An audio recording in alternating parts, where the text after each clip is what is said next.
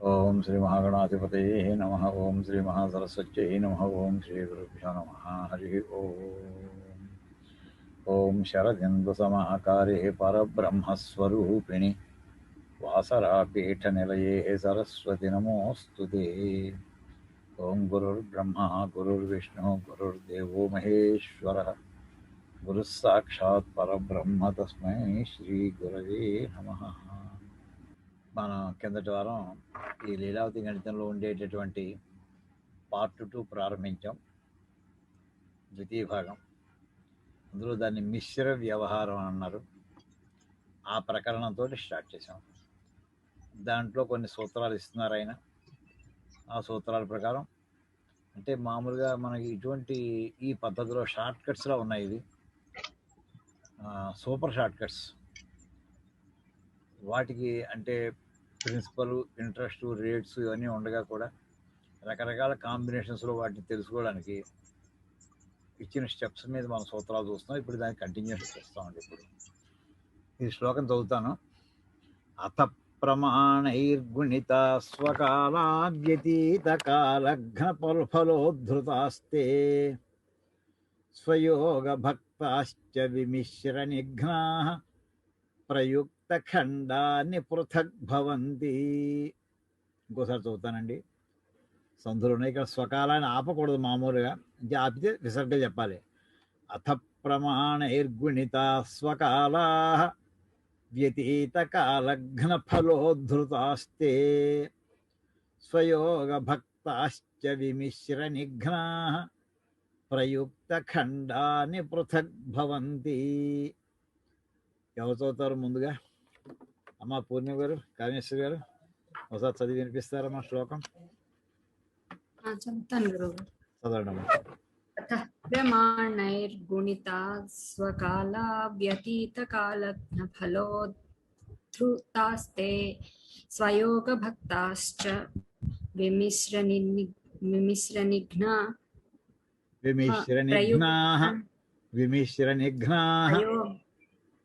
స్వయోగ భక్తాశ్చ విమిశ్ర నిఘ్నాః ప్రయుక్త ఖండాని పృథక్ భవంతి.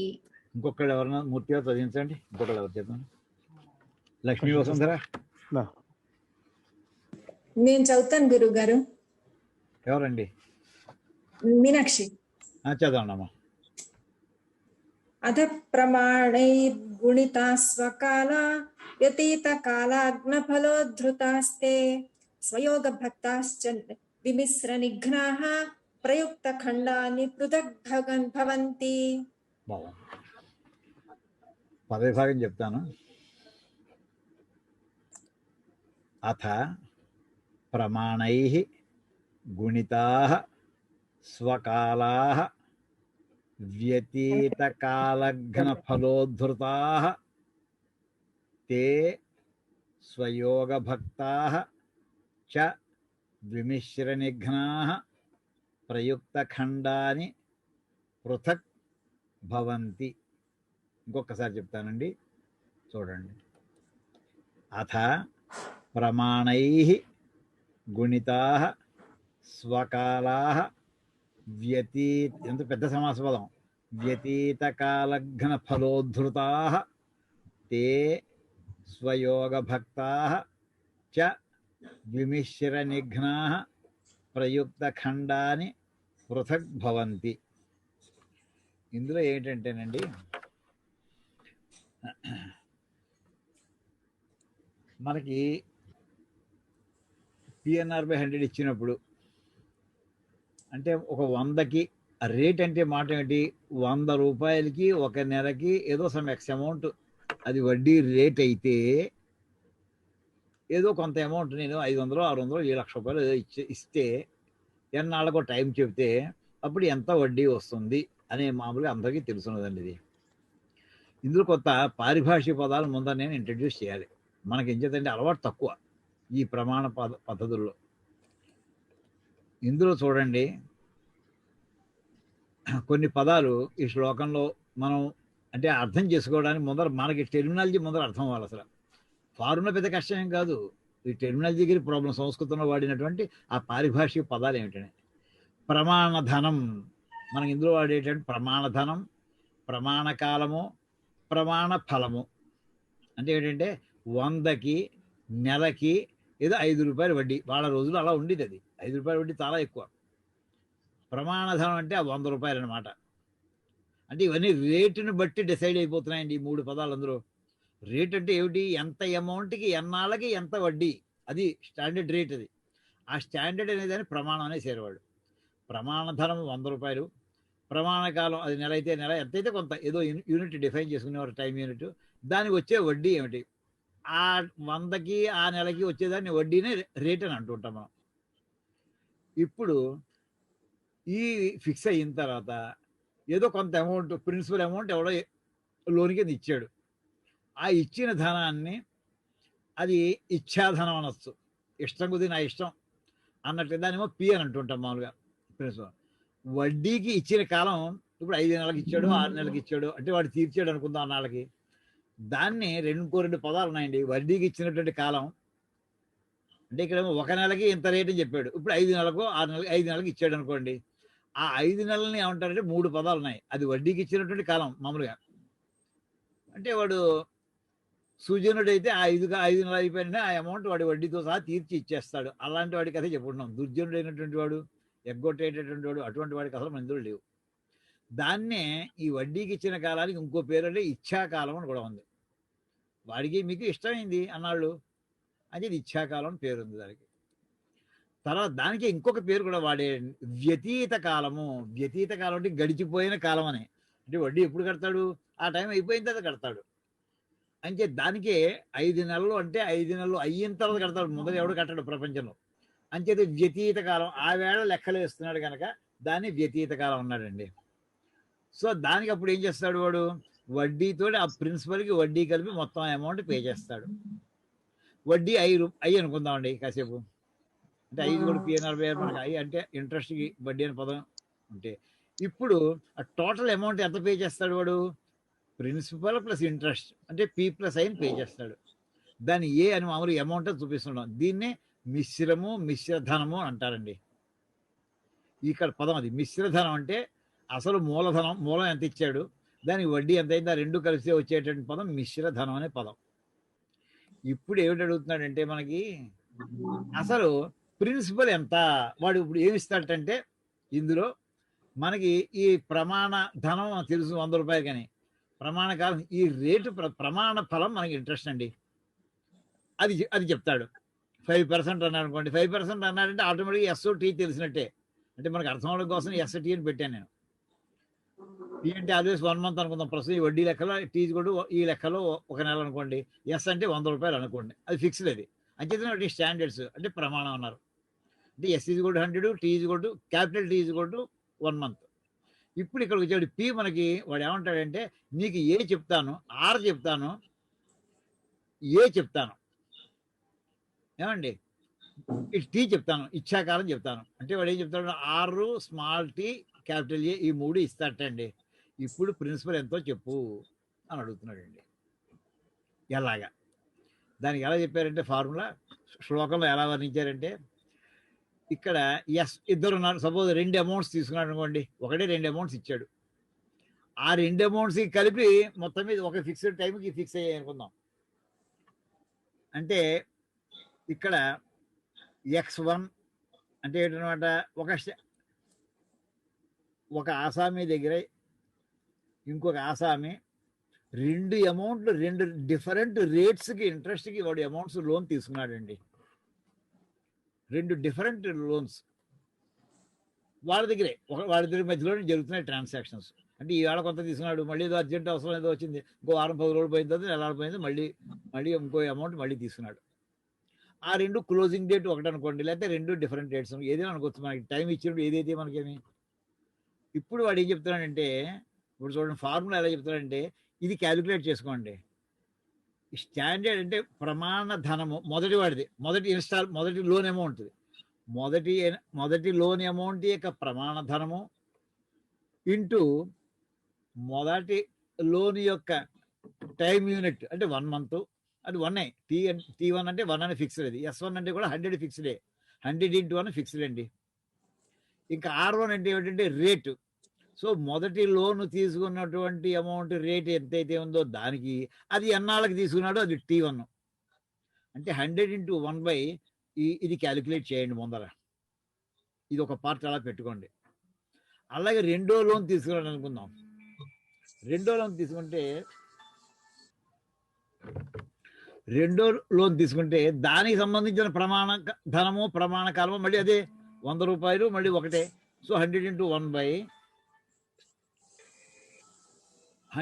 1 దాని రేటు వేరు, దానికి టైం పీరియడ్ వేరుగా ఉండొచ్చు. R2 × T2 క్యాలిక్యులేట్ చేసుకోండి. చేసిన తర్వాత మాట వినిపిస్తుందా మూర్తి గారు? వినిపిస్తుందండి. ఇక్కడ ఇంటర్నెట్ ప్రాబ్లం, మా పక్క బిల్డింగ్స్ డిమాలిష్ చేస్తున్నారు. దాంతో ఇంటర్నెట్ కనెక్షన్ పొద్దు నుంచి డిస్టర్బ్ అయ్యి ఉంది. అది మధ్యలో ఒకవేళ రాకపోతే నాకు మెసేజ్ అయినా చేయండి, లేకపోతే ఫోన్ అయినా చేయండి. రాకపోతే వాయిస్ అందకపోతే ఇన్ఫర్మేషన్. ఇలా 2 టర్మ్స్కి కూడా రెండు లోన్ అమౌంట్స్కి కూడా 2 డిఫరెంట్ టర్మ్స్ క్యాలిక్యులేట్ చేసి పెట్టుకోండి సార్. చేసిన తర్వాత y = ఈ పార్ట్ 2 క్యాలిక్యులేట్ చేసి యాడ్ చేసేయండి.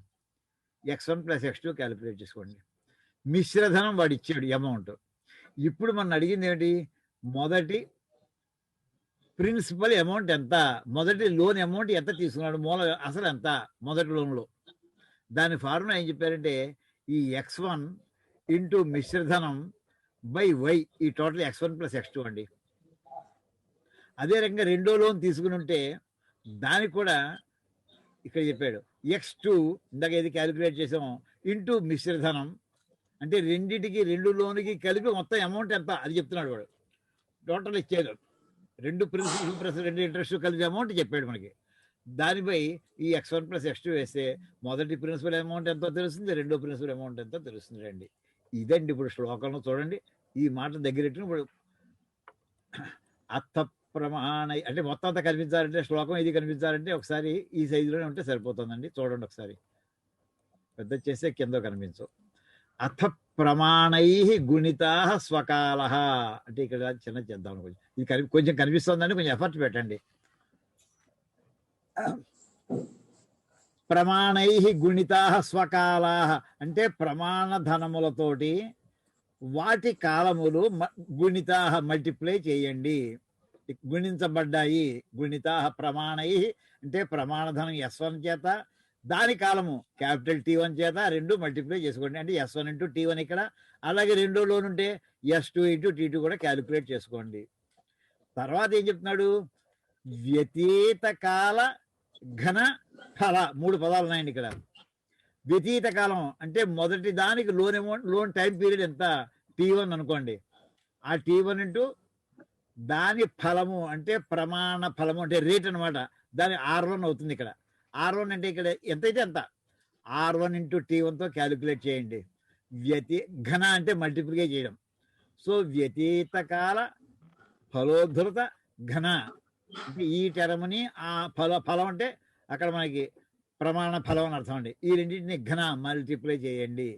చేసి ఏం చేయాలి? తర్వాత ఉద్ధృత అంటే డివైడ్ చేయండి. అదే అనమాట చేస్తుంది. మొదటి 2 కూడా ప్రమాణ ధనము ప్రమాణ కాలము గుణించబడ్డాయి. అవి వ్యతీత కాలము ప్రమాణ ఫలము చేత గుణించబడి భాగించబడతాయి. అంటే ఈ 2 గుణించుకుని దాని భాగిస్తాయి. అంటే S1 × T1 capital R1 × small T1 అండి. అది అక్కడికి 2 లైన్లు మనకి పూర్తి అయింది అనమాట, 2 చరణాలు. అలాగే రెండోది కూడా S2 × T2 R2 × T2. ఇప్పుడు ఏం చెప్తున్నాడండి? స్వయోగ భక్తాశ్చ, ఆ స్వయోగ రెండింటినీ కలపండి. అంటే స్వ అంటే ఏదైతే వచ్చాయో వాటిని స్వ యోగం అంటే యాడ్ చేయండి. అంటే X1 + X2 ఈ వచ్చినటువంటి ఫలోధృత ఏవైతే భాగించబడ్డాయో అవి స్వయోగ భక్త. యోగ అంటే కూడగా, ఇక్కడైతే 2 ఎగ్జాంపుల్ తీసుకున్నాం, 2 లోన్లు, 3 తీసుకోవచ్చు, ఎన్ని తీసుకోవచ్చు, ఎన్నైనా తీసుకోవచ్చు. ఎన్ని తీసుకున్నా వాటన్నిటికీ కూడికి చెయ్యండి. భక్త యోగా అంటే అవన్నీ కూడా కూడబడ్డాయి అన్నమాట. కూడా కూడబడ్డాక అంటే దానికి మనకు అర్థం అవడం కోసం వై అని రాసుకున్నాం, X1 + X2 అని రాసుకున్నాం. తర్వాత ఏం చేయాలి? యోగం అయిన తర్వాత స్వయోగం భక్తా, ఆ వచ్చినటువంటి టర్మ్ చేత ఇవి భాగించబడతాయి. అంటే x1/y అండ్ x2/y అదన్నమాట. ఒక్క దానితో మొత్తం సిరీస్ అని చెప్పేస్తున్నాడండి. చేసి ఏం చేయాలి వాడిని విమిశ్ర నిఘ్న, మళ్ళీ విమిశ్రము అంటే విమిశ్రం అంటే మిశ్రధనము, ఇక్కడ రాసామండి. ఆ మిశ్రధనముతో ఘన మళ్ళీ గుణించండి, అంటే ఇంటూ వేయండి. అంటే x1/y ఇంటూ క్యాపిటల్ ఏ, తర్వాత అలాగే x2/y ఇంటూ క్యాపిటల్ ఏ వేస్తే ఏమొస్తాయి? ప్రయుక్త ఖండాని పృథక్ భవంతి. ఆ ఖండం అంటే రెండు అమౌంట్లు, లోని అమౌంట్స్ ఏవైతే ఉన్నాయో ఆ ఖండం పృథక్ వేరువేరుగా ఖండాని భవంతి, అంటే ప్రిన్సిపల్ అమౌంట్స్ అన్ని సెపరేట్గా వచ్చేస్తాయి. ఇదండి ఒక్క శ్లోకంలో ఇంత ఎక్స్ప్లెనేషన్ ఇచ్చాడండి మహానుభావుడు. ఇంకొకసారి చెప్తానండి. అథ ప్రమాణై గుణితా స్వకాలా, అంటే ఇందులో మొట్టమొదటి టర్మ్స్ గుర్తెట్టుకోండి. ఒక ప్రిన్సిపల్ PNRY 100 మనం వెళ్ళబోయేప్పుడు రేటు చెప్పాడు, అక్కడికి ప్రమాణ ధనం అంటే 100 రూపాయలు అనే మాట ఫిక్స్డ్ మనకి తెలిసినంతలో. ఒక నెలకి ఇవ్వాలండి, వారానికి కూడా ఇచ్చేవాడు అనేక మంది ఉన్నారండి. వారానికి రేటుని పెట్టేవాడు ఉన్నారు. మొత్తం నెలకి 17% వడ్డీ ఇచ్చిన కూడా చూశాను నేను. వాళ్ళు అవసరం కొద్దీ ఇచ్చేస్తారు బాబు, ఏం చేస్తారు ఆ క్షణంలో డబ్బు చేతిలో లేకపోతే. అంచేత ప్రమాణ ధనము ప్రమాణ కాలము ఈ రెండింటిని గుణించుకోండి. ఆ రేటుని ఇచ్చాకాలం లేకపోతే వ్యతీత కాలాన్ని, అంటే ఎన్నాళ్ళకి ఎంత డ్యూరేషన్కి ఆ అమౌంట్ని ఎంజాయ్ చేశాడో దాన్ని ఆ రెండింటిని మల్టిప్లై చేసుకోండి. ఈ వచ్చినటువంటి దాని అలా ఎన్ని పార్టీషన్స్ అయితే ఉన్నాయో, ఎన్ని లోన్ అమౌంట్స్ ఉన్నాయో వాటన్నిటికీ ఈ విధంగానే క్యాలిక్యులేట్ చేసుకుని ఎక్స్ సిరీస్ అన్ని కూడా క్యాలిక్యులేట్ చేసుకుని వాటిని టోటల్ చేసుకోండి. ఇందాక ఇప్పుడు ఒక్కొక్క పార్ట్ని ఆ టోటల్ తోటి డివైడ్ చేసి ఈ మొత్తం మిశ్రధనంతో మల్టిప్లై చేయండి. ఫస్ట్ దాంతో చేస్తే మీకు ఫస్ట్ ప్రిన్సిపల్ వస్తుంది, రెండో దాంతో చేస్తే రెండో ప్రిన్సిపల్ అమౌంట్ వస్తుంది, అలా ఎంత దాంతో చేస్తే ఎంత ప్రిన్సిపల్ అమౌంట్ వస్తుంది. ఇదండి శ్లోకం. ఇప్పుడు ఉదాహరణ చూద్దామండి. ఉదాహరణ చూస్తే అప్పుడు మీకు స్పష్టంగా మనకు వస్తుంది. ఈ పని అమ్మ ఇది ఈ శ్లోకం ఇంతవరకు అర్థమైందా అమ్మా? అసలు చెప్పింది థియరీ అని అర్థమైందా? ఫలోధృత అంటే ఏంటో చెప్పరా గురుగారు ఒక్కసారి? ఫలము అంటే ఏమిటి చెప్పాను? ప్రమాణ ఫలము. ఫలం అనే పదం దేన్ని సూచిస్తుంది? ప్రమాణ ఫలం. ఇక్కడ ఏమేమి టర్మ్స్ ఉన్నాయండి? వ్యతీత కాలమును ఘన మల్టిప్లై చేసి దేనితోటి? ఫలముతోటి. అంతవరకే తీసుకోండి ఫలం దాకా. వ్యతీత కాలమును ప్రమాణ ఫలంతో గుణించి, ఘన ఉంది కనుక గుణించి, దాంతో ఈ స్వకాల ఇందాక పై లైన్లో వచ్చినటువంటి అమౌంట్ S&T ఏదైతే ఉందో ఉద్ధృత అంటే డివైడెడ్ అని అర్థం అండి. హృతము అన్నా, ఉద్ధృతము అన్నా, హరము అన్నా, హారము అన్నా ఇవన్నీ కూడా డివిజన్కి ఇండికేటర్స్ అండి. అదే చేసాం మనం ఇక్కడ. S&T/R&T తో డివైడ్ చేసామండి. అర్థమైందమ్మా? గురుగారు రేట్ ఆఫ్ ఇంట్రెస్ట్ కి ఫలం అని ఎందుకు ఉంది పేరు? ఫలం అంటే మీరు ఏమని చెప్తున్నారు? 5% అన్నారు. 5% అర్థం ఏంటి చెప్పండి అసలు? 5% 5 అంటే 100 ఫిక్స్నా? అది స్టాండర్డ్ పెట్టుకున్నారు. 100 స్టాండర్డ్ పెట్టుకున్నారా? పెట్టుకున్నా. అది 100 కంటేనే రేట్ అంటేనే. అది రేట్ అంటే ఫిక్స్డ్ క్వాంటిటీ. అది ఫలము అనే మాట ఎందుకు? అంటే మీకు 100 రూపాయలు నెలకి ఇస్తే ఎంత వస్తుందండి వడ్డీ? 5 రూపాయలు. 5 రూపాయలే. అది ప్రమాణ ఫలం. నువ్వు ప్రమాణ ధనానికి వచ్చే ఫలం ఎంత? నేను 100 రూపాయలు ఇస్తే నాకు ఫలం ఏంటి? అర్థమైంది? అది నా ఫలం. అది 100 రూపాయలు నేను పెట్టుబడి పెట్టి 5 రూపాయలు నా ఫలంగా వస్తుంది ఎక్స్ట్రాగా. అందుకోసం ప్రమాణ ఫలం అన్నారు. 100 రూపాయలు ఇచ్చిందే కాబట్టి అది కన్సిడర్ చేయం. ఫలం మిగిలింది ప్రాఫిట్. అంటే విత్తనం పాతాడు, మొక్క వచ్చింది, పండు వచ్చింది. అలాగే అర్థమైందమ్మా? ఈ ఫలముతో ఈ వ్యతీత కాలమును గుణించగా ఫలముతోటి వచ్చిన అమౌంట్ తోటి భాగించండి. ఉద్ధృత. ఇది ప్యాసివ్ వాయిస్ అమ్మ. ఇది కర్మని వాక్యం చూడండి. కర్తార్థకం కాదు, కర్మార్థక వాక్యం. ఇది ప్యాసివ్ వాయిస్. ఇది పైన ఉన్నటువంటి ఏవైతే ఉన్నాయో తే ఉద్ధృత అవి భాగించబడ్డాయి అదనమాట. అంటే X1లు, X2లు, X3లు అలా ఎన్ని ఉంటే అన్నీ వచ్చేస్తాయి మనకి. ఇప్పుడు ఉదాహరణలోకి వెళదామండి.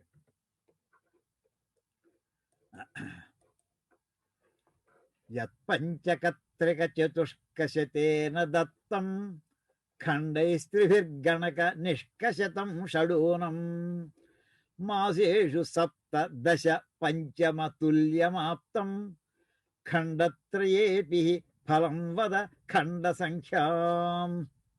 ఇదండి. మరి ఘోర చదువుతాను.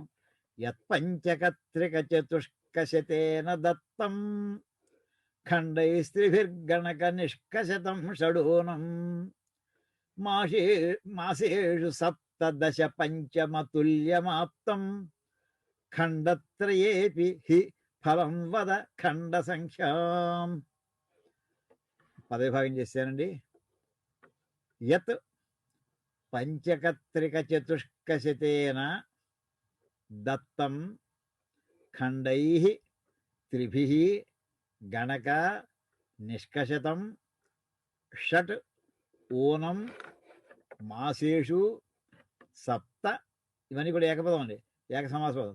సప్తదశ పంచమతుల్యం ఆప్తం ఖండత్రయే అపి హి ఫలం వద ఖండ సంఖ్యాం. ఇక్కడ నేను స్పేస్ ఇచ్చాను కదండి, ఇది వాక్యం పదం వేడు కదండి. ఖండ సంఖ్యాం. ఒక్క నిమిషం అండి.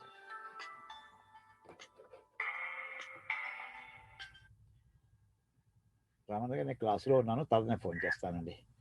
క్లాస్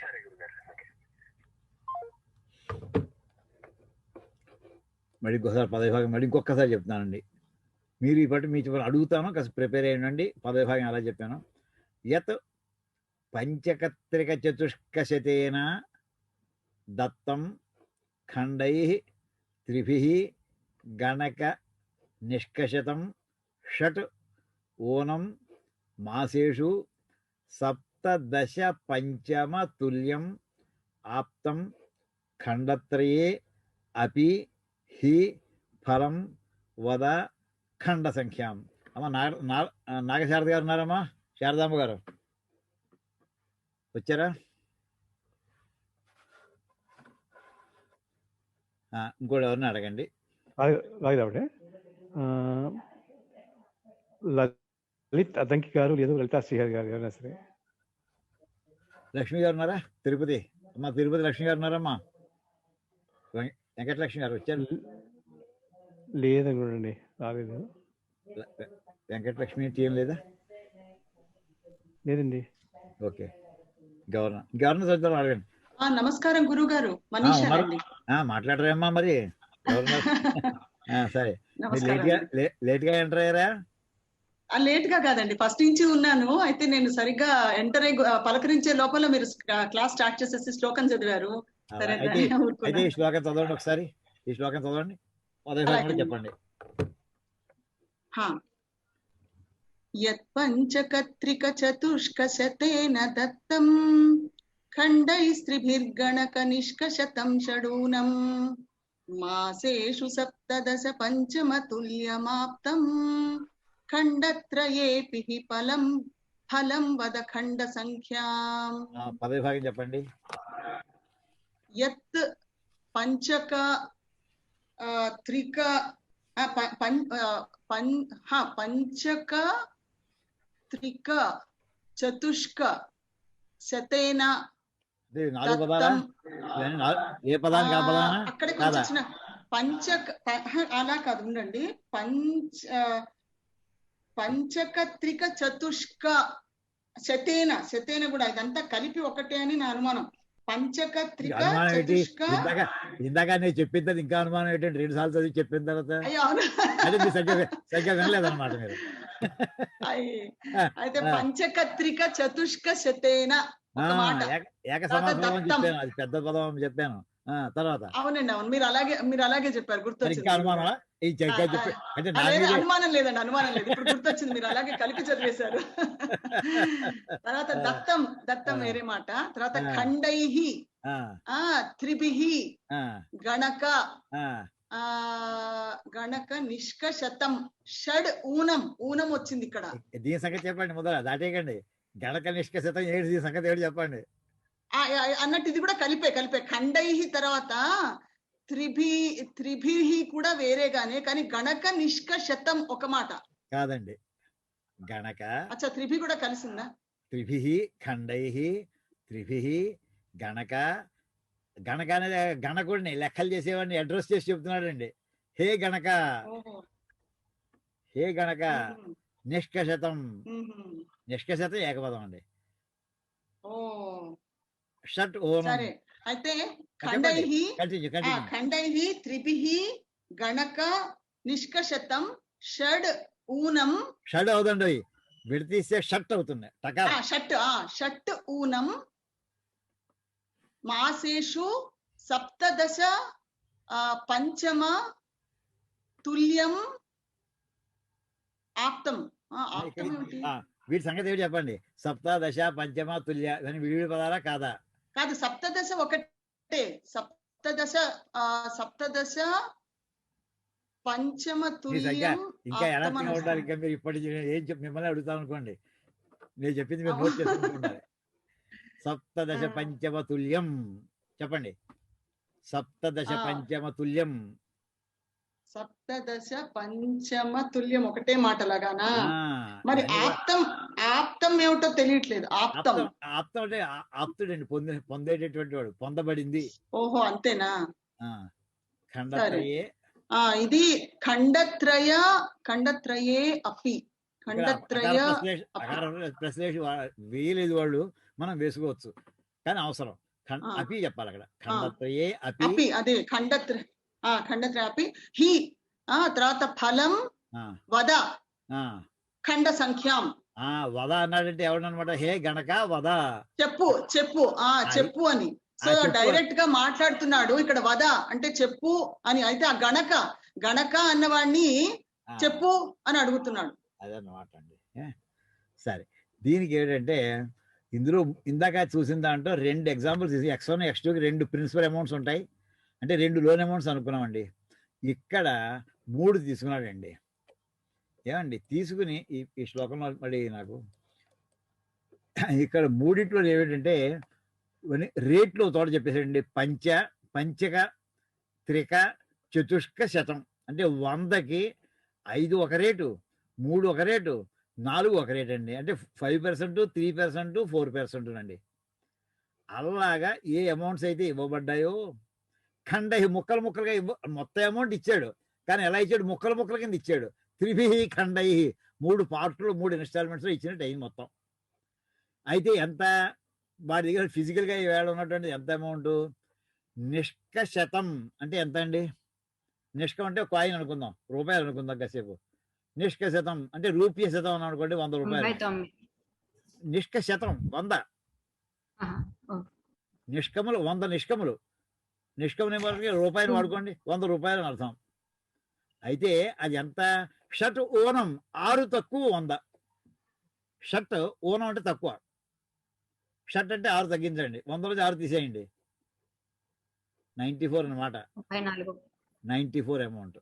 ఏమండి ఇప్పుడు మాసేషు ఎన్నాళ్ళకి ఇందాక చెప్పాను, వ్యతీత కాలాలని ఇచ్చాకాలను మనం ఎన్నాళ్ళకి ఆ లోన్ అమౌంట్ ఇచ్చాడు అంటే ఇవన్నీ క్రమాలంకారం అండి. గుర్తెట్టుకోండి, సంస్కృతంలో మనకి తెలుగులో కూడా క్రమాలంకారం వస్తుంది. అది చాలా ప్రసిద్ధమైంది. మనకి మిత్రలాభంలో చెబుతుండేవారు. పోగాలము దాపురించిన వారు మిత్రవాక్యమును, అరుంధతి నక్షత్రమును, దీప నిర్వాణ గంధమును కనరు గనరు మూర్ఖములు అనేది చెప్తుండేవారు. జ్ఞాపకం ఉందా మీకు? చిన్న గుర్తుందమ్మా?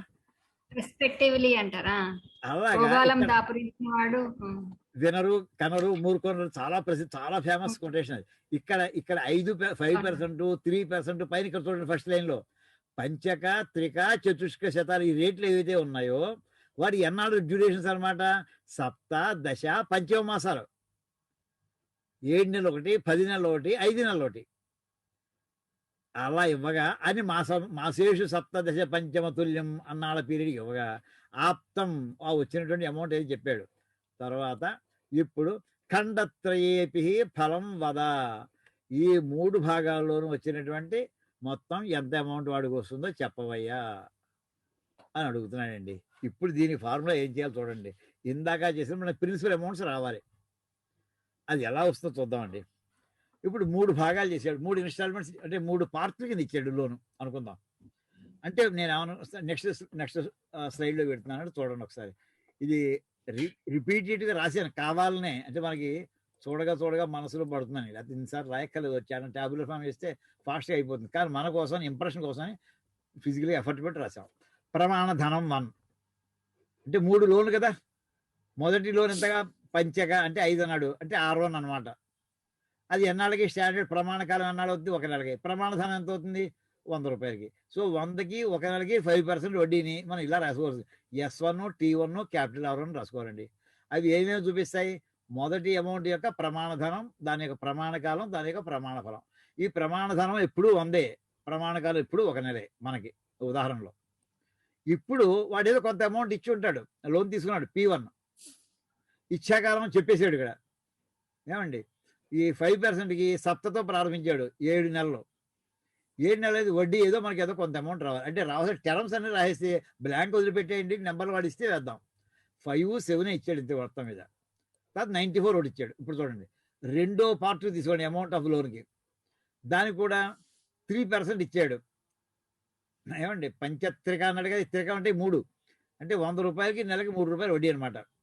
అంటే అది S2 అనుకుందాం ప్రమాణ ధనాన్ని, 100 అనేదాన్ని. దాని ప్రమాణ ధనం 2. ఈ 1 నెల అనేది మళ్ళీ ఇక్కడ వస్తుంది ప్రమాణ కాలం 2. ప్రమాణ ఫలం R2 = 3 అనుకుందాం అండి. ఇప్పుడు వాడు ఇచ్చిన అమౌంట్ ఎంత? ఈ రెండో ఇన్స్టాల్మెంట్లో P2 అనుకుందాం. ఇచ్చాకాలం దీనికి ఎంత ఇచ్చాడండి? 10 నెలలు. ఇందాక శ్లోకం చూసుకోండి ఒక్కసారి, ఆ శ్లోకంలో వస్తాయి. సప్తదశ పంచమతుల్యమాప్తం. సప్త మొదటిది, దశ 10ది, మూడోది ఇది మాసాలు అంటే టైం పీరియడ్స్. 3 5 నెలలు అవ్వాలండి. ఇప్పుడు మళ్ళీ చూద్దాం, వెనక్కి రండి. ఇక్కడికి వచ్చాక సో ఇక్కడ 10 నెలలు. సో ఇక్కడ వచ్చేటటువంటి వడ్డీ ఎంత అవుతుంది? I2 అవుతుందండి. ఇది రెండో పార్ట్ డిస్క్రిప్షన్ అయిందండి. ఇప్పుడు మూడో పార్ట్ డిస్క్రిప్షన్ వద్దాం. దానికి కూడా మళ్ళీ 100 రూపాయలకి నెలకి చతుష్కం ఉన్నాడు కదా, 4 రూపీస్ వడ్డీ. అంటే టర్మ్స్ మనం వేసుకోవాలి, అంటే మనకి క్లారిటీ పెరుగుతుంది. S3 అనుకుందామండి స్టాండర్డ్ కనుక. అంటే ప్రమాణ ధనం 3, ప్రమాణ కాలం 3 అంటే T3, ప్రమాణ ఫలం 3 అది R3 అండి. ఇప్పుడు ఇచ్చిన డబ్బు ఎంత? ఇచ్చాకాలం ఎంత? ఇచ్చిన ధనం 3 = P3 అనుకుందామండి. ఇచ్చాకాలం లేకపోతే వ్యతీత కాలం ఇది 5 మంత్స్కి. చూసాం కదా ఇంతగా, సప్తదశ పంచకం రాశాడు కదా, 5 మంత్స్. వడ్డీ మనకు తెలియదు ఇప్పటికి ప్రస్తుతానికి.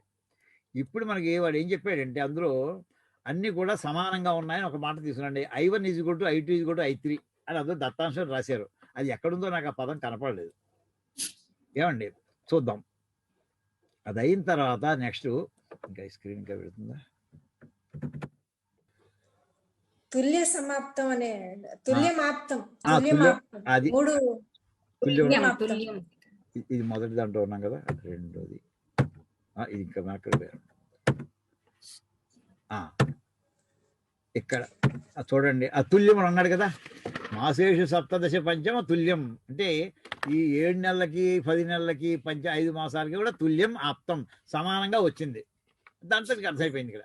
ఇది ముఖ్యం. అంటే మనకి మాసాలు చెప్పాడు, ఆ వచ్చినటువంటి ఫలాలన్నీ కూడా సమానం చెప్పేశాడు. ఆప్తం అంటే పొందబడినది అని అర్థం అండి. అంటే వాడికి ఫలం ఇంట్రెస్ట్ అనమాట.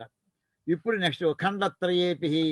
ఇప్పుడు నెక్స్ట్ స్లైడ్లో పెడితే ఇక్కడ చూడండి. ఇప్పుడు దీనికి చూసే మనం రాసుకున్నాం, డిస్క్రిప్షన్ చూసాం కదా. దీని తర్వాతది ఇప్పుడు ఇందాక మనం వేసినట్టుగా X1 ఎలా క్యాలిక్యులేట్ చేయాలి, X2 ఎలా క్యాలిక్యులేట్ చేయాలి, ఇందాక మనం వెనకాల ఫార్ములా రాసుకోండి. X1 = అంటే మొదటి అమౌంట్ ఇప్పుడు పెద్ద చేద్దామండి. ఇది ప్రమాణ ధనం 1 × ప్రమాణ కాలము బై వ్యతీత కాలము 1 × ప్రమాణ ఫలం 1. అంటే 100 × 1 వ్యతీత కాలం 7 నెలలు ఇంటూ దాని యొక్క రేటు 5. అంటే 100/35. ఇక 5 100లో 20 టైమ్స్ పోతుంది. సో 20/7 అక్కడ ఫ్రాక్షన్ వస్తుందండి. రానివ్వండి. పార్ట్ 1కి. పార్ట్ 2 అమౌంట్కి మళ్ళీ ఫార్ములా ప్రమాణ ధనం 2 × ప్రమాణ కాలం 2 బై వ్యతీత కాలం 2 × ప్రమాణ ఫలం 2. అంటే 100 × 1 స్టాండర్డ్. అది వ్యతీత కాలం ఇది ఎన్ని మంత్స్కి? ఇది 10 మంత్స్కి. దీని రేట్ ఎంత ఇచ్చాడు? 3% అని అన్నాడు. దాని ప్రమాణ ఫలం చెప్పుకున్నాం 10 × 3. ఈ 10 100లో 10 టైమ్స్ పోతుంది, 10/3 అవుతుందండి. ఈ సెకండ్ ఫ్రాక్షన్ వస్తుంది X2కి. రానివ్వండి. X3 మూడో దానికి ప్రమాణ ధనం × ప్రమాణ కాలం అంటే 100 × 1 బై వ్యతీత కాలం × ప్రమాణ ఫలం. వ్యతీత కాలం దీని ఎన్ని మాసాలు ఇచ్చాడు? 5 మాసాలు, 5 మంత్స్. ప్రమాణ ఫలం 4% అన్నాడు. సో 5 × 4 ఎంత వస్తుందండి? 5 5 4 20, 100లో 5 సార్లు పోతుంది. సో 5 వస్తుందండి. ఇప్పుడు ఈ 3 ఫ్రాక్షన్స్ని కలిపేమన్నాడు వాడు. యోగము అని అన్నాడు. స్వయోగ భక్త అన్నారు చూడ, ఆ యోగం అంటే కలపడం. అంటే x1 + x2 + x3 ఎంత అవుతుంది అంటే 20/7 + 10/3 + 5/1 అండి. మూడింటి ఎల్సిఎం కట్టేయండి, 21 వస్తుందండి. ఈ 7 3 సార్లు పోతుంది, 3 20 60. ఈ 3 7 సార్లు పోతుంది, 7 10 70. 1 21 సార్లు కనుక 21 5 105 అండి. ఈ 3 కలిపేస్తే 60 70 130 130 105 235. సో 235/21 వచ్చిందండి మొత్తం అన్ని ఫ్రాక్షన్స్ కలిపేస్తే. అది వై అనుకుంటే ఇప్పుడు మిశ్రధనము దత్తాంశం అది మనకి ఇచ్చాడు. నిష్కషతం షడోనం అని అన్నాడు, అంటే 100 6 తక్కువ 100 అంటే 94. ఇప్పుడు ప్రిన్సిపల్ అమౌంట్ ఇందాక ఇచ్చిన ఫార్ములా x1/y ఇంటూ ఈ మిశ్రధనం అంటే x1/y ఇంటూ ఏ అంటే 20/7 అది ఇంటూ తర్వాత 94/1/y. y ఎంత వచ్చింది మనకి 235/21 వచ్చింది, అంటే రివర్స్ అవుతుంది. సో 21/235 అవుతుందండి. ఇందులో కొట్టేస్తే చివరికి మనకి ఎంత వస్తుందో చూద్దామండి. ఏది ఎందులో పోతుందో చూడండి. ఈ 5లు పోతాయి, 3లు పోతాయి, ఏమండి పోతే చివరికి మనకి 5640/235 వస్తుందండి. అంటే మొత్తం మల్టిప్లై చేస్తే అది ఎంత అంటే 24 వస్తుందండి, ఇంటిజర్ నెంబర్ వస్తుంది. అలాగే రెండో అమౌంట్ క్యాలిక్యులేట్ చేయండి. అంటే ఏంటంటే ప్రిన్సిపల్ అమౌంట్ ఎంత అనమాట వాడు తీసుకున్నటువంటిది 24 రూపీస్ అనమాట పార్ట్ 1లో. రెండోది పార్ట్ 2. పార్ట్ 2కి వస్తే ఇప్పుడు ఎంత వచ్చింది చూడండి. x2 × a/y అంటే x2 అంటే మనకి పైన దాకా చూసాం 10/3 అండి, 10/3. సో 10/3 × a అంటే 94/y మళ్ళీ 21/235. ఇది మల్టిప్లై చేస్తే 6580/235 అంటే 28 వస్తుందండి. తర్వాత మూడోది P3 = x3 × a/y.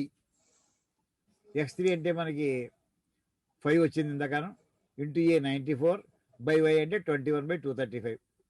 ఇందులో మనకి పోతే 94 × 21/47 వస్తుందండి. ఈ 47 94లో 2 టైమ్స్ పోతుంది. సో 2 × 21 అంటే 42 వస్తుందండి. సో P1 24, P2 28, P3 42 అండి. మొత్తం ఎంత అయింది చూసుకోండి ఒకసారి. ఇది అంటే 94 వచ్చిందా, 2 8 10 14 1 4 5 2 7 2 9. ఇదండి ఈ రకంగా మనకి మొత్తం మీద ఏ పార్ట్ ఆ పార్ట్ మనకి ఇందులో వచ్చేది చూపిస్తున్నాడండి.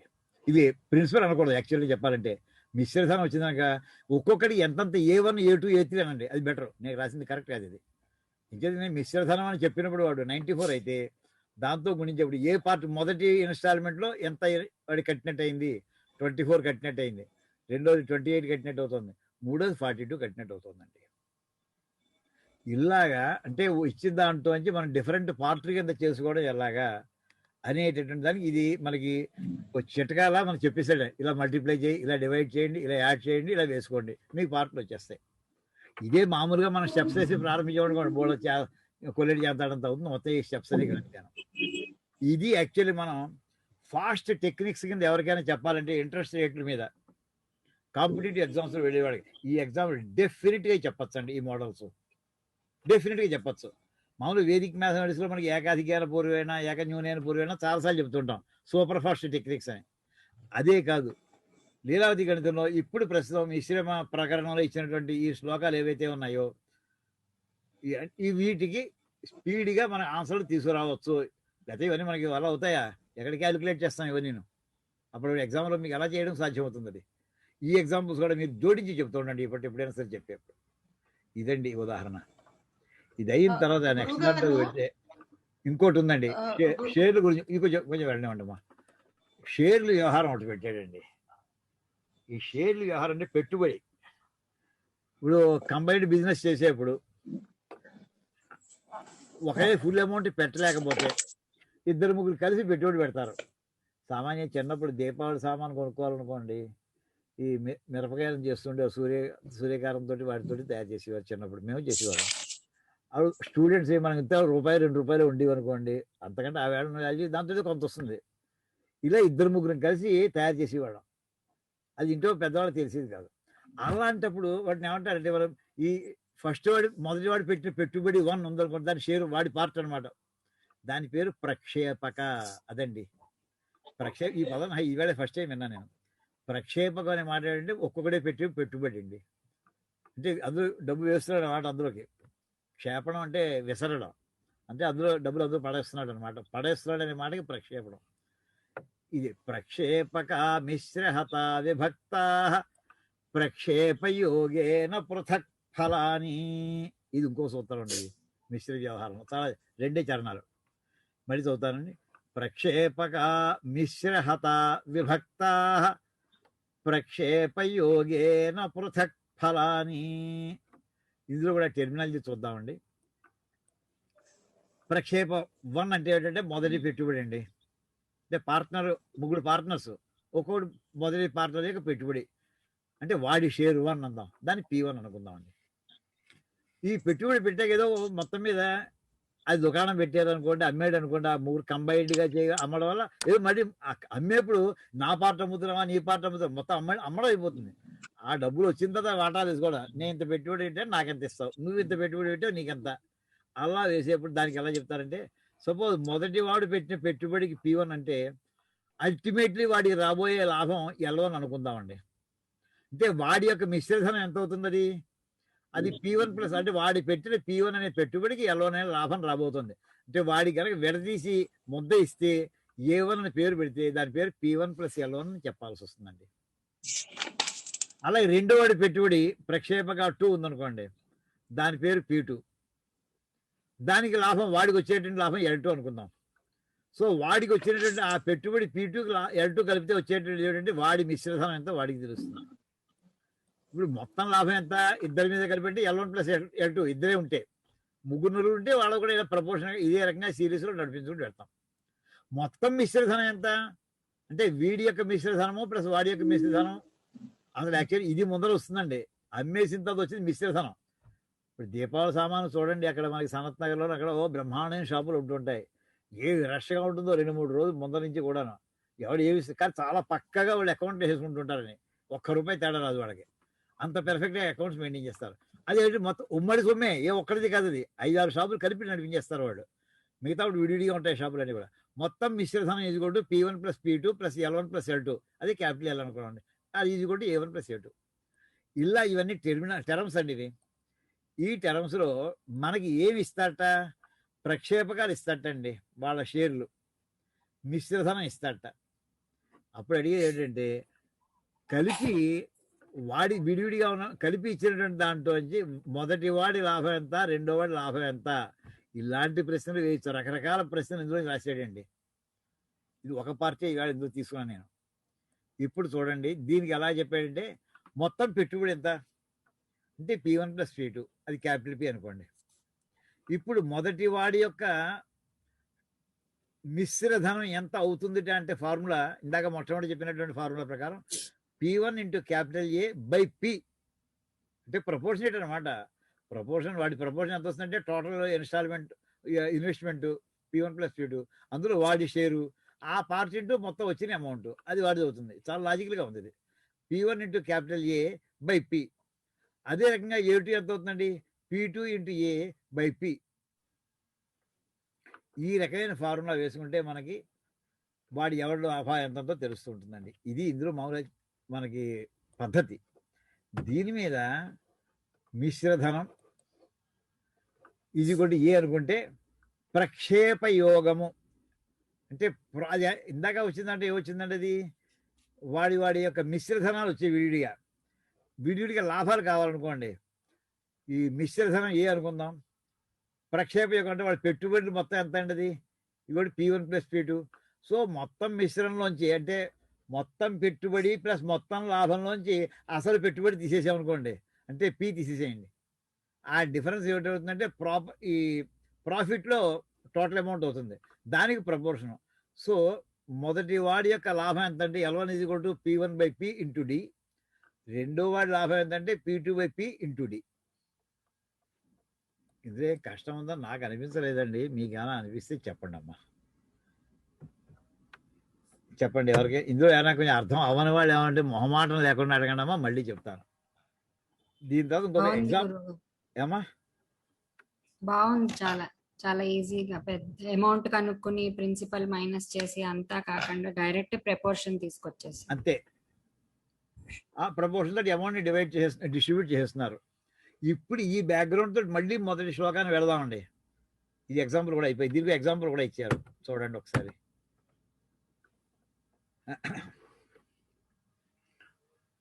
అంటే ఇవన్నీ కూడా ప్రపోర్షన్ తోటి నీ పెట్టుబడి లేదా లోన్స్ కానీ ఏవైనా సరే దాన్ని బట్టి వెనక్కి ప్రిన్సిపల్ అమౌంట్ ఎంత, ఇంట్రెస్ట్ ఎంత, లాభాలు ఎంత, నష్టాలు ఎంత, ఇలా చూసుకోవడానికి.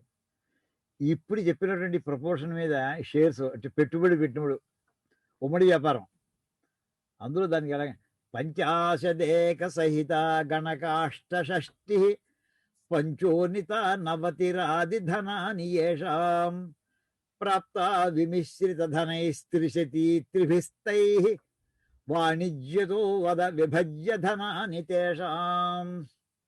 మళ్ళీ ఇంకోసారి చదువుతానండి. పంచాశదేక సహిత, అమ్మా మనీష గారు జాగ్రత్త వినండి, మళ్ళీ మిమ్మల్ని అడుగుతాం జాగ్రత్త, పదవిభాగాలన్నీ కూడా. పంచాశదేక సహిత గణకాష్టషష్టి పంచోనిత నవతిరాది ధనాని యేషాం ప్రాప్త విమిశ్రిత ధనైస్త్రిశతి త్రిభిస్తై వాణిజ్యతో వద విభజ్య ధనాని తేషాం. మూర్తి గారు ఎవరి చేతనం చదివించండి, ఈ ముగ్గురు కాకుండా, ఇందాక చదివినాడు కాకుండా. నాగశారదాంబ గారు వచ్చినట్టున్నారు లేట్గాను. వచ్చారు మామి చదవనమ్మా. నమస్కారం గురువు గారు.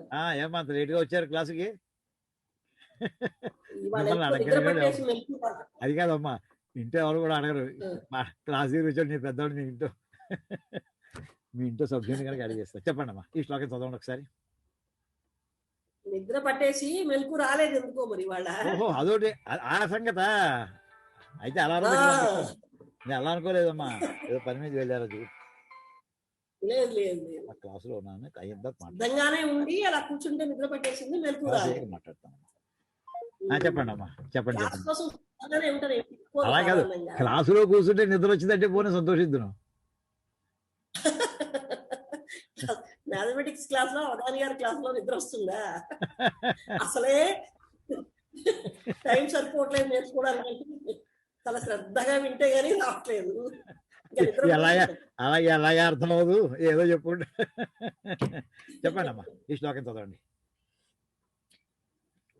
పంచాశదేక సహిత గణకాష్ట షష్ఠి పంచోనిత నవతిరాది ధనాని యేషాం ప్రాప్తా విమిశ్రిత ధనై త్రిశతి త్రిభిస్థైః వాణిజ్యతో వద విభాజ్య ధనాని తేషాం. మీరు విభాజ్య భాకారం దీర్ఘ ఎక్కడి నుంచి వచ్చిందమ్మా మీకు?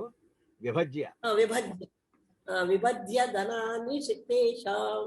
సరే, పదవిభాగం అండి. విభజ్య పదవిభాగం ఏనండి. పంచాశత్ ఏక సహిత, పంచాశత్ ఏక సహిత గణక అష్టషష్టి పంచోనిత నవతి ఆది ధనాని యేషాం ప్రాప్తా విమిశ్రిత ధనైః త్రిశతి త్రిభిః తైః వాణిజ్యతః వద విభజ్య ధనాని తేషాం. చెప్పండి అమ్మా, పదవిభాగం చెప్పండి. పంచాశత్ ఏక సహిత గణక అష్టషష్టి పంచోనిత నవతి ఆది నవతి ఆది ధనాని యేషాం ప్రాప్తాః విమిశ్రిత ధనైః త్రిశతి త్రిభిః తైః వాణిజ్యతో వద వాణిజ్యతః అమ్మా వాణిజ్యతః వద విభజ్య ధనాని తేషాం. అది ఇందులో పంచాశత్ అంటే 50 అండి. గుర్తెట్టుకోండి. పంచాశత్తు. పంచాశత్ అంటే 50. దీని చిన్న ఇన్సిడెంట్ ఉంది. పంచాశత్ ఏకసహిత. ఏమండి, మామూలుగా వేదం చదివే వాళ్ళని ఎవరన్నా మన ఓ పనస చదవండి అంటూ ఉంటాం. ఓ పనస చదవండి అంటే ఆ పనస అనే మాటకి అర్థం ఏంటండి? మనకి తెలియదు. ఓ పనస ఈ మాట మాత్రం ప్రతి ఇంటింటా తెలుసునండి. వేద కుటుంబాల్లో పుట్టిన వాళ్ళు కానీ సంస్కారాలు ఉన్నటువంటి కుటుంబాల్లో ఉన్న వాళ్ళకి ఓ పనస చదవండి అనే మాట అది లోక ప్రసిద్ధం. అటువంటిది పనస పంచాశత్ ప్రకృతి పనస వికృతి అండి, గుర్తెట్టుకోండి. సంస్కృతం ప్రకృతి వికృతులు మనం చిన్నప్పుడు తెలుగు పాఠాలను చదువుకునేవాళ్ళం అండి. పంచాశత్ ప్రకృతి పనస వికృతి అండి. పంచాశత్ అంటే 50, పనస అంటే 50. ఇట్లా చెప్తానండి.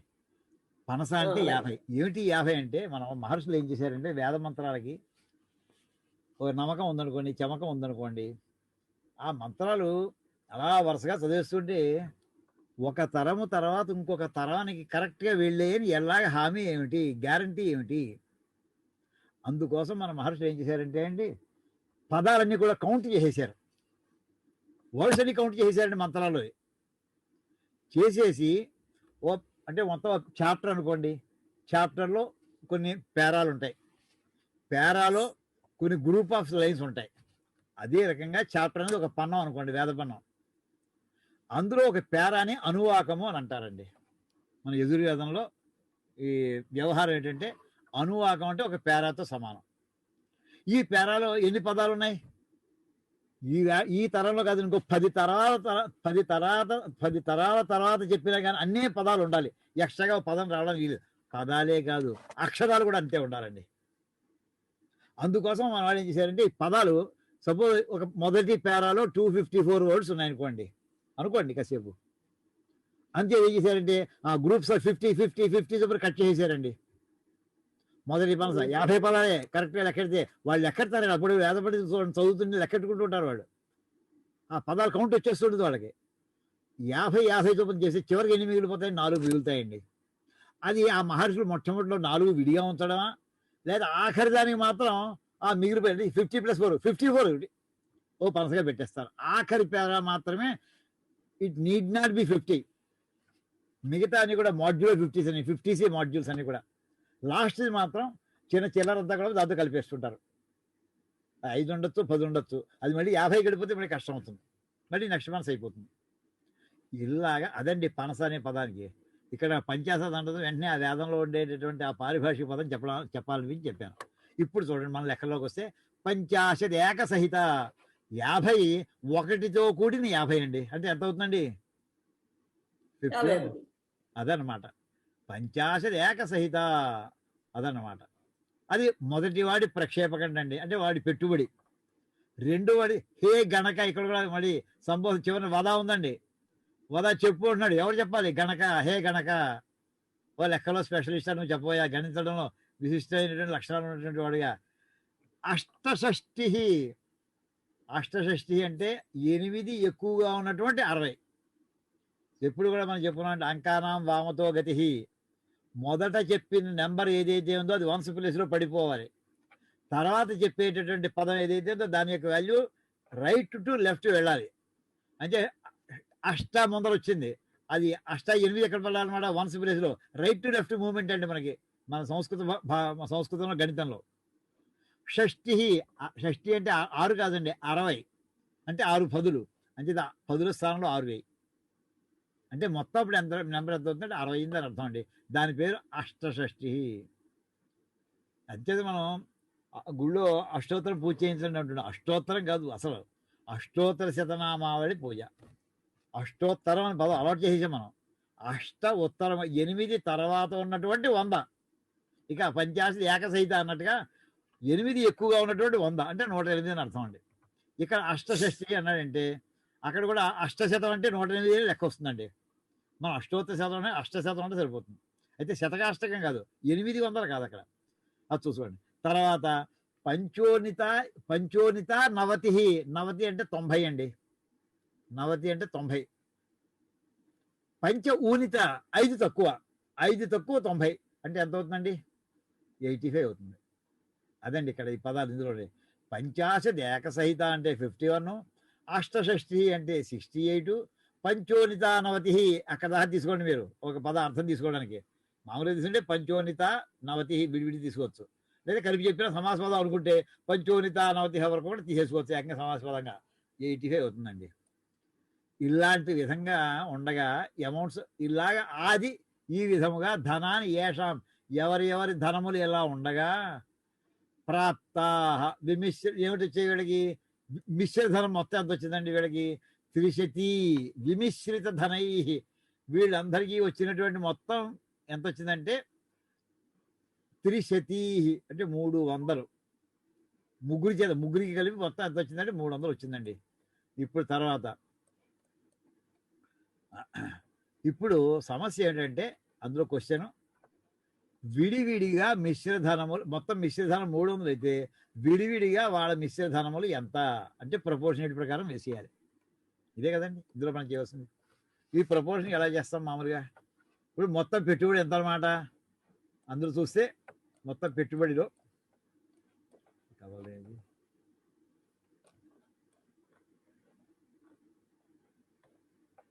మొత్తం పెట్టుబడి P = 51 + 68 + 85 అండి. 204 రూపీస్ వీళ్ళు ఇన్వెస్ట్ చేశారనుకుందామండి కంబైన్డ్గా. ఏమండి ఇప్పుడు మొత్తం 204లో మొత్తం మనకి ఎంత వచ్చింది? రిటర్ను 300 వచ్చిందండి. అందుచేత దానికి ఇందాక చెప్పిన ఫార్ములా ప్రకారం ఈ ప్రపోర్షన్ ఎలా క్యాలిక్యులేట్ చేయాలి? P1/P అంటే 51 టోటల్ 204 × 300 వేసుకోండి, 75 వస్తుందండి. అంటే 51 రూపాయలు పెట్టుబడి పెడితే వాడి వాటాకి మొత్తం 75 వచ్చింది మొత్తం, గుర్తెట్టుకోండి. సో వాళ్ళ లాభం ఎంత అనమాట? 75 - 51 అనమాట, అంటే 24 రూపీస్ అవుతుందండి వాడి లాభం. వాడి మిశ్రధనం ఎంత అంటే 75 చెప్పాలి. ఇప్పుడు రెండో వాడికి ఎంత అంటే మనకు అర్థమైపోయింది, 68/204 × 300 అది 100 రూపీస్ వస్తుందండి. ఇంకేదంటే 65 3 సార్లు పోతుంది, 300 100 సార్లు పోతుంది, 100 వస్తుంది. సో రెండో వాడి మొత్తం 100 వస్తే వాడికి వాడు పెట్టిన పెట్టుబడి 68 వచ్చిందండి. అంటే తీసేస్తే 100 - 68 తీసేసి 32 లాభం వస్తుంది వాడికి. మూడో వాడికి 85/204 × 300 125 వస్తుందండి. అంటే వీడి లాభం 40 వస్తుందండి. ఈ రకంగా ఇలాగా ఈ ప్రపోర్షన్ బేసిస్గా పెట్టుకుని మనకి ఆ అమౌంట్ వాటాలు ఎలా చేసుకోవాలి అనే దానికి మనకి లీలావతి గణితంలో మనకి భాస్కరాచార్య ఈ శ్లోకాల్లో మనకి వర్ణించారండి. ఒక్కసారి ఎవరి చేద్దాం చదివిన మూర్తి గారు, మిగతా వాళ్ళు ఎవరి చేద్దాం చదివించండి. తప్పకుండా. మీనాక్షి గారు ఇందాక చదివారా మీరు? ఒకసారి మీనాక్షి ఫస్ట్ చదివారు ఆవిడ. చదివారా? నందిని గారు, ఇంకోటి నందిని గారు, నందిని బసవరాజు గారు లేదు, నీలాభట్ల వంశీ గారు, లక్ష్మీ వసంత ఉన్నారా? అమ్మాయి లక్ష్మీ ట్రై చేస్తాను, కొద్దిగా ట్రై చేస్తాను. చేయండి సార్. పంచాదశకే సహిత మరి ఇంకోసారి అండి, మీ మాట సంఖ్య కట్ అయింది నాకు, ఇంకొకసారి. పంచశతైక సహిత గణాకాష్ట షష్ఠి పంచదశైక సహిత గణాష్క షష్ఠి పంచోన్నిత నవతిరాద్ కష్టంగా ఉంది సార్. నవతిరాది ధనాన్ని మేషాం. అవునండి, ఏషాం మే కాదండి, ఎర్రాల వల్ల మేషాం. ప్రాప్తావిమి శ్రిత ధనై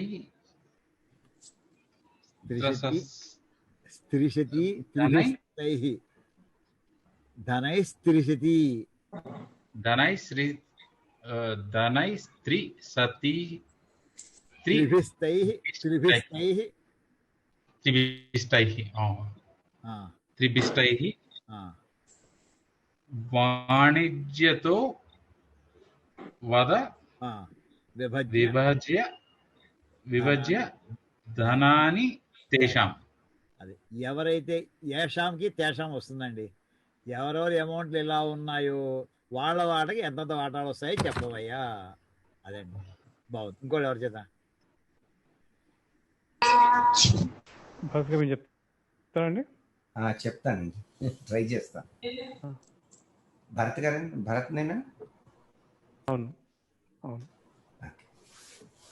పంచాశదేక సహిత గణకాష్టషష్టి పంచోనితా నవతిరాది ధనాని యేషాం ప్రాప్తా వినిశ్రిత ధనై త్రిశతీతి స్త్రిస్తై వాణిజ్యతో వద విభజ్య ధనాని తేషాం. బాగుందండి. అర్థం, మీకు మీనింగ్ అర్థమైంది కదా మీకు భరత్ గారు? అర్థమైందండి. ఒక డౌట్ అండి, ఇందాక అడుగుదాం అనుకున్నాను. ఆ. మరి త్రిశతి అంటే 300 లేకపోతే 103 అండి? త్రిశతి ఇదా, ఇక సమాసం అండి ఇది. త్రిశతి, త్రిశతి అంటే కూడా 300. శతత్రయం అన్నమాట. త్రిశతి అని ఉంది కదా. అంటే చూడండి, 103 ఏమంటారండి? త్రిశతము కాదు, శతి అంటే 100 కలది, 300 కలది శతి. కర్మి అన్నా అనుకోండి, కర్మ కలవాడు, గుణి గుణము కలవాడు. అలాగే ఇది సమాసం అండి, ఇది త్రిశతి సమాసం. 103 ఏమంటారండి మరి?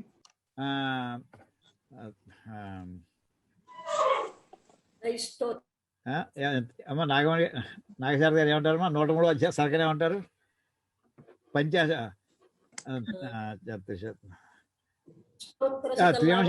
త్రియంశాధిక శతం అంటారండి. త్రియాధిక శతం. నేను రేపు కరెక్ట్గా ఓడించి చెప్తానండి, మళ్ళీ క్లాస్ చెప్తాను మీకు. రామాయణంలో సర్గలు ఉంటాయి కదా మనకి, ఒక సర్గ 101 ఏకశతం అని అలా చెప్తూ ఉంటారు. చూద్దాం, చెప్తాను. ఓకేనండి, నెక్స్ట్. గురుగారు, చెప్పండి. త్రిభిస్తైహి ఎలా అది దాని ఎగ్జాక్ట్ మీనింగ్ ఏంటండి అక్కడ? త్రిశతి త్రిభి తైహి. చూడండి, ప్రాప్త విమిశ్రిత ధనై త్రిశతి త్రిభి తైహి. త్రిభి తైహి ఆ ముగ్గురి చేత ఎటువంటివి? విమిశ్రిత ధనై త్రిశతి, ఆ ముగ్గురి చేత కూడా త్రిశతి ప్రాప్త 300 ప్రాప్తం అయ్యింది. అంటే 3 రకాల ఇన్వెస్ట్మెంట్లు పెట్టగా మొత్తం మీద విమిశ్రిత ధనం విడివిడిగా కలిపితే ఎంత అయింది అనమాట? 300 అయ్యింది. అలాగే తైహి త్రిభి, ఆ ముగ్గురి చేత, ఆ 3 ఇన్స్టాల్మెంట్స్ చేత, 3 పార్ట్ల చేత, 3 షేర్ల చేత, అలా ఇలానే అనౌన్స్ చేసుకోవచ్చు. ఇప్పుడు విడివిడిగా చెప్పు నాకు. విభజ్య, ఏ వాటా ఎవరి వాటా ఎంతంతో తెలుసు అని అక్కడికి రావచ్చు. అట్లాగే ఈ రకంగా ఈవేళ మనం ఇందులో చక్కటి ఎవరమ్మా? పూర్ణిమ అండి, కామేశ్వరి. చెప్పమ్మా. అది పంచోనిత అంటే అక్కడ కూడా కర్మ అని ప్రయోగమైన గురువు గారు. పంచో అది మరి 5 తక్కువ. పంచోనిత నవతి. అవునండి, పంచోనిత నవతి, 5 తక్కువ 90. లేకపోతే పంచోనిత చేయబడిన అని అర్థమా? ఊనిత తక్కువ చేయబడిన అంటే ఓనిత అంటే పంచోనిత అంటే ఊనితము. ఆ ప్రయోగం ఆ ప్రత్యయంతో వస్తే 5 తక్కువ చేయబడిన 90. 5 తక్కువ చేయబడిన 90. అంకానం వామతో గతి అంటే వామ భాగం అంటే లెఫ్ట్ సైడ్ కదా, అంటే ఎడమ వైపు నుంచి వస్తాయని కాదా గురువు గారు? ఫస్ట్ వచ్చింది వామత. మనం గురుగారు రామ తప్పదు, వామత ఎడమ వైపుకి. వినపడట్లేదు గురువు గారు, బ్రేక్ అయిపోతుంది వాయిస్. అందరినీ మ్యూట్ చేస్తాను, అందరినీ మ్యూట్ చేస్తా, మాట్లాడిన ఒక్క వాళ్ళే అన్మ్యూట్ చేసుకోండి అమ్మా. వామత అనే పదం వినిపించట్లేదు. ఒకసారి మీరు అన్మ్యూట్ చేసుకోండి గురుగారు. అందరినీ మ్యూట్ చేశాను, నాకు మీరు అన్మ్యూట్ చేసుకుని. నాకు బాగానే ఉంది, అన్మ్యూట్ చేసుకోండి మీరు. ఇప్పుడు లేదు, ఇక్కడ రావట్లా, అన్మ్యూట్ చేసుకోండి మీరు. ఇప్పుడు వచ్చిందా? అందరినీ మ్యూట్ చేశాను, ఇప్పుడు వస్తుంది. ఓకే. వామత అంటే ఎడమ వైపుకి, అంకానాం వామతో గతి అంటే అంకెలు ఎడమ వైపుకి వేసుకోవాలి. ఎడమ వైపుకి వేసుకోవాలంటే కుడి వైపు నుంచి అంటేనే పక్కనే అది అందులో సూచితమే అదనమాట. గురుగారు మామూలుగా వామత అంటే వైపు, ఎడమ వైపు, ఎడమ వైపు. వామత అంటే వామే పార్శ్వ అక్కడ అంతా ఉంది కదా, వామే భూమి సుత అది ఉంది కదా, ఎడం వైపునే ఉంది కదమ్మా. ఇక్కడ అది కాదు, ఇక్కడ వామత ఎడం వైపుకి, రామత రాముని నుండి ఎడం వైపుకి, అలాగా ఎడం వైపుకి వేసుకోమని, కుడి నుంచి ఎడం వైపుకి వేసుకోమని. ఇప్పుడు మన సెల్ నెంబర్స్ అని ఏ పక్కన చెప్తాం మనం? లెఫ్ట్ టు రైట్ చెప్తాం. కాదు కాదు, ఇక్కడ మనకి ఆ సంస్కృతి మన పద్ధతి అలా కాదండి. ఇప్పుడు ఏకాదశి ద్వాదశి ఉంది, ద్వాదశిలో ఏ అక్షరం ఏ నెంబర్ ముందర వినిపిస్తుంది? అందులో 2 నెంబర్లు ఉన్నాయి. ఏ నెంబర్ ముందర మీకు వినిపిస్తుంది? దువా. 2 పదుల్లో 2 ముందు. ఆ ముందర ఉంచింది మొదటి స్థానంలో వేసేయండి. అది అంటే మనకు ఒక నొటేషన్ ఉంది. 1వ స్థానం ఎక్స్ట్రీమ్ రైట్ ఉంటుందని, 10వ స్థానం దానికి లెఫ్ట్ ఉంటుందని, 100వ స్థానం దానికి లెఫ్ట్ ఉంటుందని, ఇది ఒక నొటేషన్ మనకి. అంచేది మొట్టమొదటి వచ్చింది 1వ స్థానంలో పడిపోవాలి. ద్వాదశిలో ద్వాకి సంబంధించిన 2 1వ స్థానంలో ఫిరప్ అయిపోయిందండి. తర్వాత వచ్చిన దశ, దాని వాల్యూ ఎక్కడ పడాలి అంటే ఒక 10. ఆ 1 ఎక్కడ పడాలి? 10వ స్థానంలో పడాలి. ఇప్పుడు ఏ పక్క నుంచి ఏ పక్క వచ్చినట్టు అయింది అంకెలు? కుడి వైపు నుంచి ఎడం వైపుకి. ముందు 2 వేసి తర్వాత 1 వేసాం కదా. అదే అంటే నుండి అంటే మొదలు పెట్టి ఎడమ వైపు నుండి మొదలు పెట్టి అని కాదా గురువు? అలా చెప్పగా విన్నాను, అందుకని అడుగుతున్నా. కాదు కాదు, పంచమి విభక్తి కాదండి. ఎడమ వైపు ఏమండి? ఎవరండి? భరత్ చెప్పండి. త్రింశతి అనొచ్చా? త్రింశతి అంటే 30 అండి.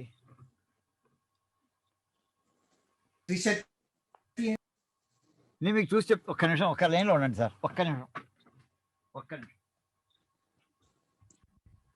సారీ.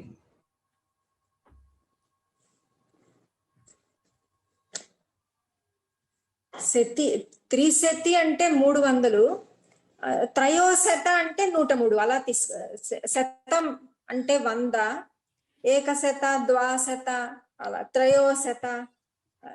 శతం అంటే 100, ద్విశతి, త్రిశతి, చతుశతి, పంచశతి, అలా 500 అలా తీసుకోవాలి గురుగారు. ఒక్క నిమిషం ఉండండమ్మా తల్లి, ఒక్క నిమిషం. త్రిశతి అంటే 300, త్రయోశత అంటే 103 అలా తీసుకోవాలి. వాల్మీకి రామాయణంలో వినండి అమ్మా ఒకసారి. వాల్మీకి రామాయణంలో ఏకోన శతతమ సర్గ, ఏక ఓన శత అంటే 1 తక్కువ 100 అంటే 99వ సర్గ. 100వ సర్గని శతతమ సర్గ, 100వ సర్గ. తర్వాత ఏకాధిక శతతమ సర్గ, ఏకాధిక శతతమ సర్గ. అర్థమైందా భరత్ గారు? అర్థమైందండి. అది ఏకాధిక శతతమ. నా సొంత కవిత్వేందుకు పుస్తకం ఉంది కదా. అలాగే 102 ద్వ్యధిక శతతమ సర్గ అంటే ద్వి అధిక, 2 ఎక్కువ 100.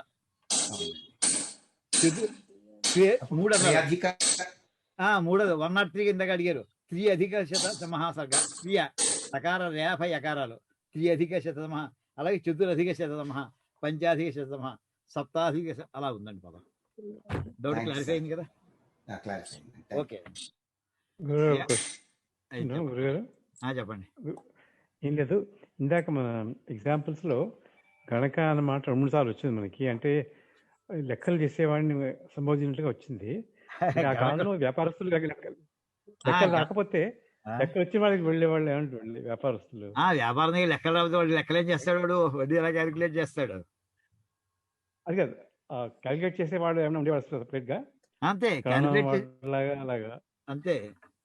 ఇప్పుడు పెద్ద ఆసామి మామూలు నోట్ల లెక్కల కింద మారువాడి లెక్కలండి. ఆశ్చర్యం. వాళ్ళు నోట్ లెక్కల్లో ఎంత ఈజీగా క్యాలిక్యులేట్ చేస్తారో, అయినా వాళ్ళలో కూడా మళ్ళీ అందులో మళ్ళీ స్పెషలిస్ట్ ఉండాలి. మీకు చిన్న మాట చెప్పనండి. కంప్యూటర్ అంటే మనం దేనికి అలవాటు పడిపోయామండి? మనుషులు యంత్రానికి అలవాటు పడిపోయామండి కదా.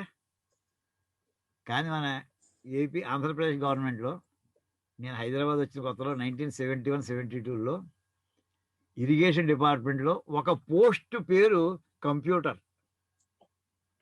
అంటే మన definition grammatical a person who computes is a computer. ఎవడు కంప్యూట్ చేస్తాడో అతను కంప్యూటర్, అతను మనిషి, యంత్రం కాదండి. కుప్పవాల పేదలో ఆయన కంప్యూటర్గా పనిచేస్తుండేవారు. అప్పుడు దాని అయ్యా మీరు యంత్రమా మనిషి అడుగుతుండేవాడు. కంప్యూటర్ అనేటటువంటిది ఒక పోస్ట్. అది అంటే ఓ స్టెనోగ్రాఫర్, ఓ టైపిస్ట్ ఎలా అయితే అంటాడో కంప్యూటర్ అనేది ఓ పోస్ట్ ఉండేది అప్పుడు ఇంకా కంప్యూటర్ గవర్నమెంట్ డిపార్ట్మెంట్ ఎంటర్ అవ్వలేదు అప్పటికి 71-72 పీరియడ్లోనండి. అలాగే అంటే గణక అనేది మామూలుగా వేళ ఈ లెక్కలు ఈ రకమైన లెక్కలేసి వాళ్ళందరినీ కూడా గణకులు అనేవారు. అలాగే మన చాణక్య అర్థశాస్త్రంలో చాలాసార్లు వస్తుందండి ఆ పదం.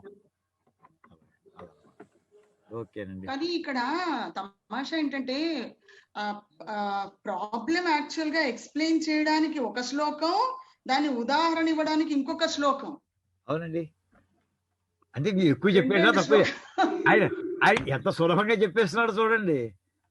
ఒకసారి రెండు చరణాలు పూర్తి చేస్తున్నారు, ఉదాహరణలు, శ్లోకాలు, సూత్రాలు.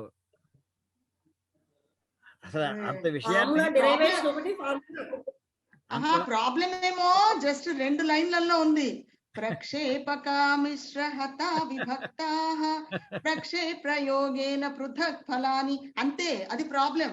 దాని ఉదాహరణ మటుకు 4 వాక్యాలలో ఉంది. అది థియరీ. అది ఇందాక చెప్పింది ప్రాబ్లం ఉండగా థియరీ. అది ఏమండి, ఇది ఎగ్జాంపుల్, ఇలస్ట్రేషన్. ఫార్ములా డెరైవేషన్ కదా బా గురు. ఫార్ములా డెరైవ్ చేసి ఉదాహరణలో అప్లికేషన్. ఆయనే డెరైవ్ చేయట్లేదండి, సూత్రం అనొచ్చా గురువు గారు? ఆయన సూత్రం డిక్టేట్ చేస్తున్నాడు. ఆయన సూత్రం డిక్టేట్ చేస్తున్నాడు అంతే. ఇలా చేసుకోండి అంతే. అదే గురువు గారు, ఆయన ఒక ఫార్ములాని ఆయన డెరైవ్ చేసుకొని మనకి ఇచ్చేసాడు అంతే. అంతే. దాన్ని ఎలా దీన్ని గుణించండి, దాని కూలు కూడా దాంతో భాగించండి. ఆయన స్టెప్స్ అని చెప్పేశాడు అంతే. అదే అది కాదు, చిన్నప్పుడు ఒక ప్రాబ్లం మామూలుగా చదివి దాని సొల్యూషన్ కే బుర్ర బద్దలు కొట్టుకునేవాళ్ళం. ఇప్పుడు ప్రాబ్లం ఫార్ములా సూత్రం అర్థం చేసుకోవడానికి ఒక శ్లోకం, ప్రాబ్లం అర్థం చేసుకోవడానికి ఒక సొల్యూషన్, ఐ మీన్ ఒక శ్లోకం. ఆ 2 అర్థం పోని కష్టపడి అర్థం చేసుకుంటే దాని సొల్యూషన్ ఇంత కష్టంగా ఉండేది గురుగారు. భాస్కరాచార్యుడు బాబోయ్. అది అంత ప్యాక్డ్గా భాషాపరంగా అంత అథారిటీ ఉంది కనుక కవిత్వ రూపంలో గణితాన్ని రాయగలిగారండి వాళ్ళు. అదే వచనంగా మనలాగే పేజీలు రాస్తే ఎవరు చదివేవాడు కాదు, కంఠస్థం ఉండేది కాదు, ఈవేళ వరకు వచ్చేది కాదు. అది ఆ మహానుడు రాసినవాడి దగ్గర అది అర్థమైపోతుంటుంది. అపూర్వం. వాళ్ళకి ఏం చేసినా మనం రుణం తీర్చుకోవడం మాట లేదండి. వాళ్ళకి నమస్కారం ఘటించడం తప్ప ఆ మహానుభావులు అందరికీ కూడా, గురు పరంపర అంతా కూడా ఏ సబ్జెక్ట్ తీసుకుంటే ఆ సబ్జెక్ట్ లో అలా అపూర్వంగా మనకి విజ్ఞానాన్ని అందించారండి వాళ్ళు. అందరికీ ధన్యవాదాలు చెప్పుకున్నాం. ఓం కాయేన వాచ చెప్పేస్తున్నాం అండి మూర్తి గారు. కాయేన వాచ మనసేంద్రియైర్వా బుద్ధ్యాత్మనా వా ప్రకృతే స్వభావాత్ కరోమి యద్యత్ సకలం పరస్మై నారాయణాయేతి సమర్పయామి. హరి ఓం తత్సత్. బ్రహ్మార్పణమస్తు. శ్రీ సీతారామార్పణమస్తు. ఓం తత్సత్.